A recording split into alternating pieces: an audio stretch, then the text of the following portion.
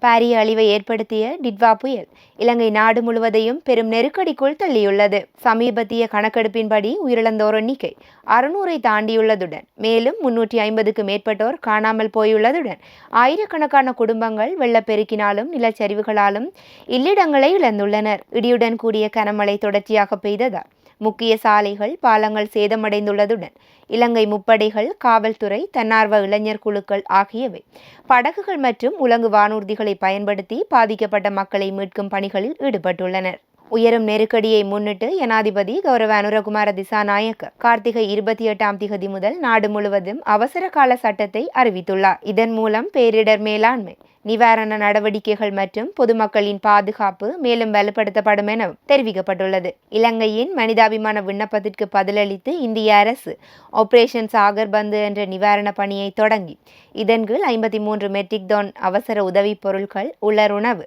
மருந்துகள், கூடாரங்கள், தரப்பால்கள், சுகாதார பொருட்கள், அவசர சாதனங்கள் போன்றவற்றை விமானம் மற்றும் கடல் வழியாக இலங்கைக்கு அனுப்பியுள்ளதுடன் இந்திய விமானப்படை அவசர பொருட்களுடன் பயிற்சி பெற்ற பேரிடர் மீட்பு பணியாளர்களையும் இலங்கைக்கு அனுப்பியுள்ளது. அதே சமயம் இந்திய கடற்படை கப்பல்கள் இலங்கை கடற்பரப்புக்கு அனுப்பப்பட்டு மீட்பு நடவடிக்கைகள், கரையோர உதவிகள் மற்றும் நிவாரணப் பொருட்கள் விநியோகத்தில் உதவி செய்து வருகின்றனர். பெரு நிலச்சரிவுகளில் புதைந்த குடும்பங்கள், வேகமான வெள்ளம் அடித்து சென்ற வாகனங்கள், உடைந்த பாலங்கள் காரணமாக சிக்கி தவிக்கும் மக்கள் என நாடெங்கும் தினம் தினம் பல துயர சம்பவங்கள் பதிவாகி வருகின்றன. மேலும் கால்நடை மற்றும் விவசாய துறைகளும் கடுமையாக பாதிக்கப்பட்டுள்ளதால் தேசிய அளவிலான மனிதாபிமான சூழ்நிலை மேலும் மோசமடைந்துள்ளது.